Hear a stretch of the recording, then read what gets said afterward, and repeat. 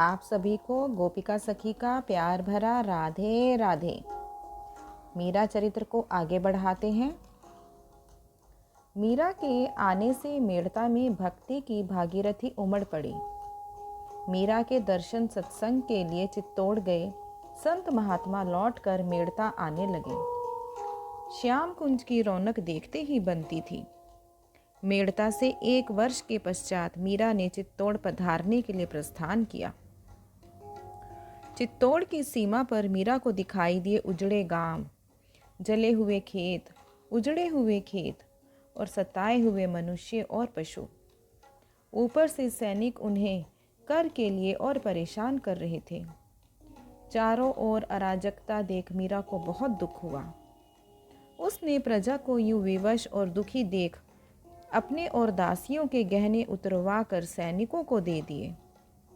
मीरा के चित्तौड़ पहुंचते ही क्रोधित होकर राणा उनके महल में पहुंच बरस पड़ा। आज अर्ज कर रहा हूं कि मुझे मेरा काम करने दें। अब कभी बीच में ना पड़िएगा, नहीं तो मुझसे बुरा कोई ना होगा।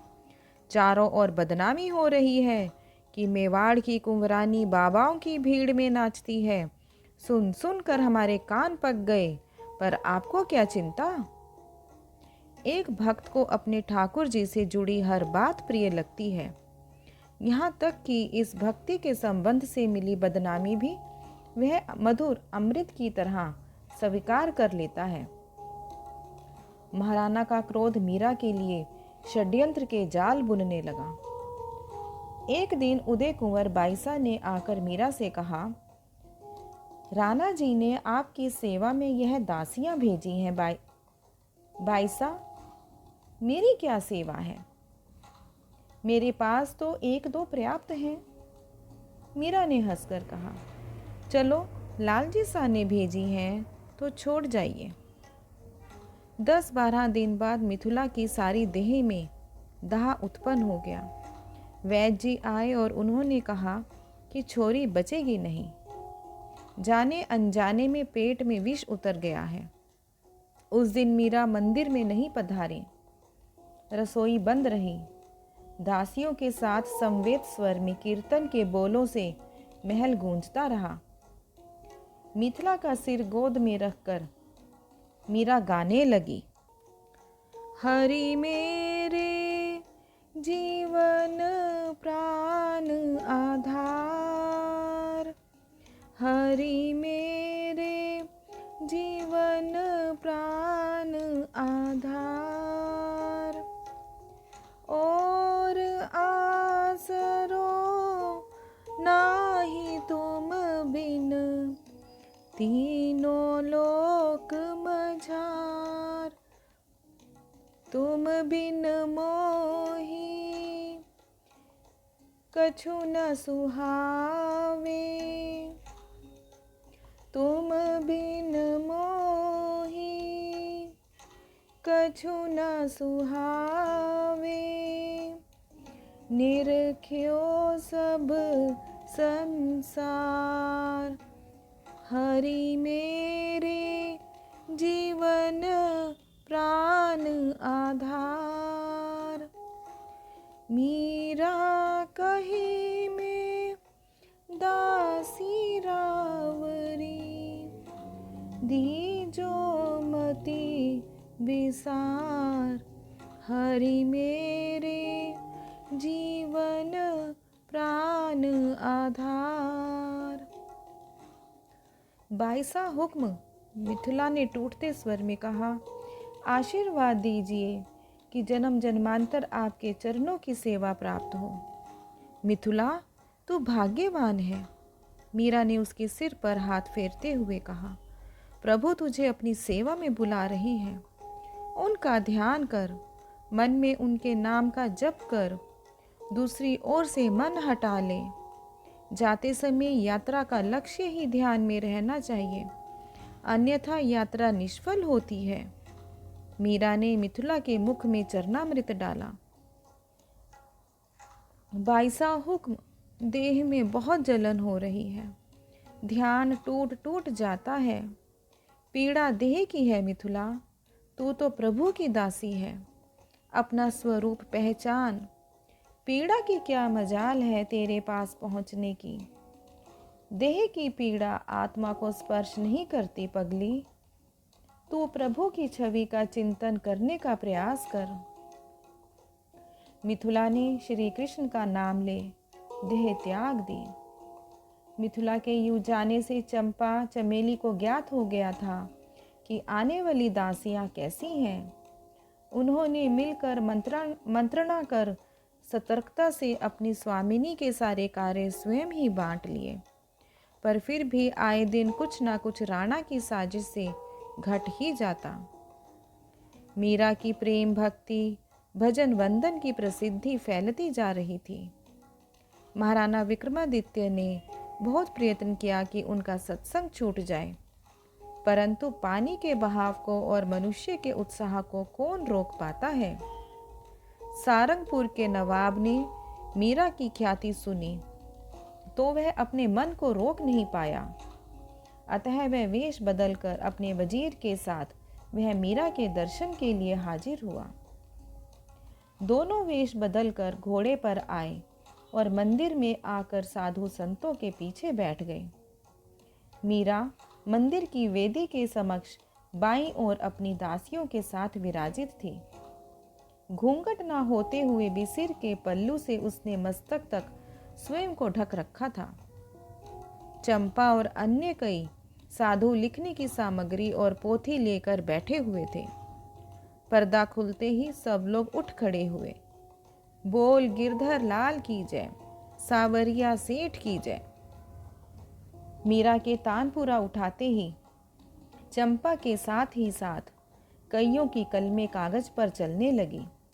मधुर राग स्वर की मोहिनी ने सबके मनों को बांध लिया।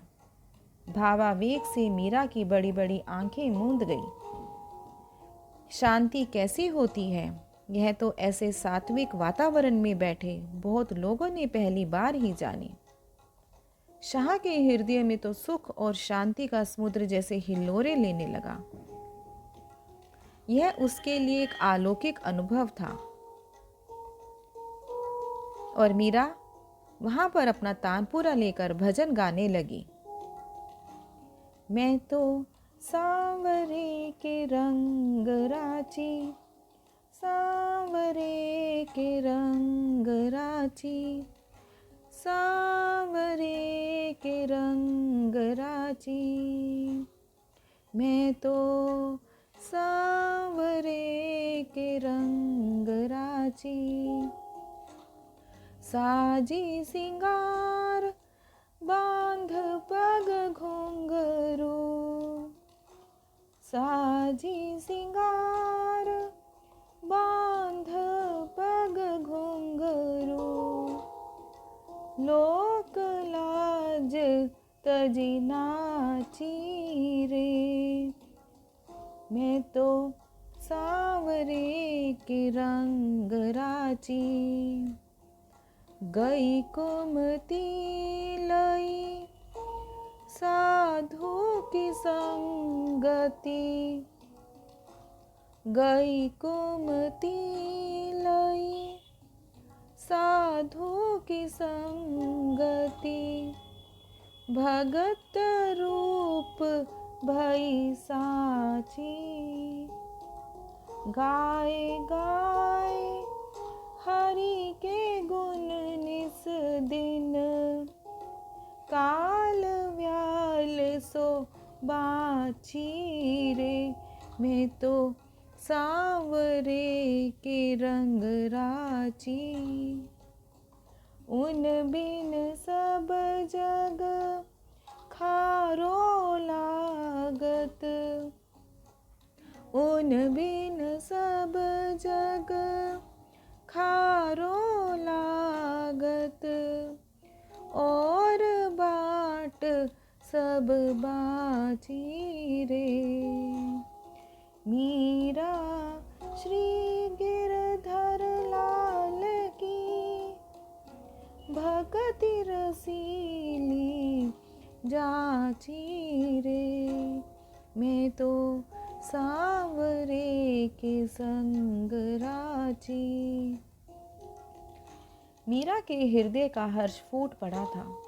उसकी आंखों से झरते आंसू तानपुरे पर गिर मोतियों की तरह चमक रहे थे। रागिनी धीमी होती ठहर गई।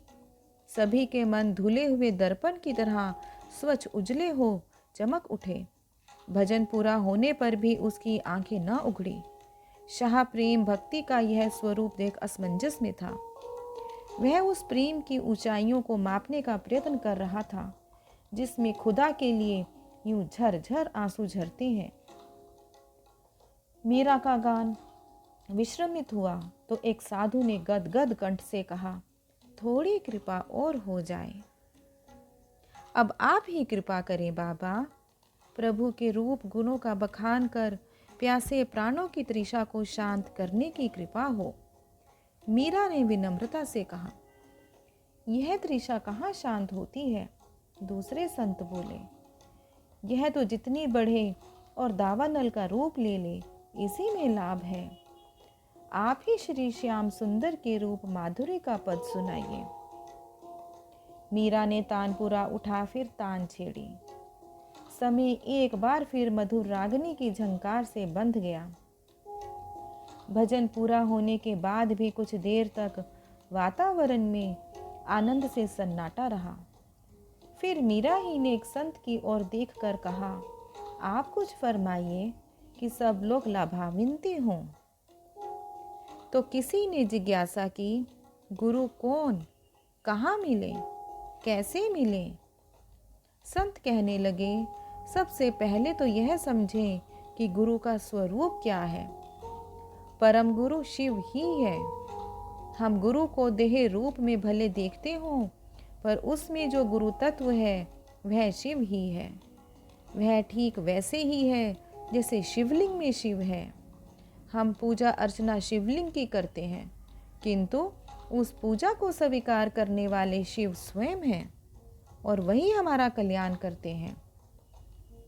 गुरु की पांच भौतिक देह पूजा भक्ति श्रद्धा का माध्यम है, किंतु उपदेश देने वाले या प्रसन्न रुष्ट होने वाले शिव ही हैं। अब प्रश्न यह है कि गुरु कैसे मिले। शिव सर्वत्र है। यदि सचमुच में आपको आवश्यकता है, आतुरता है, तो वह किसी भी रूप में मिलेंगे ही, इसमें संदेह नहीं। अब घर बैठे मिले या खोज से, गुरु की आवश्यकता होने पर वे चाहे भी तो चैन से बैठ नहीं पाएंगे।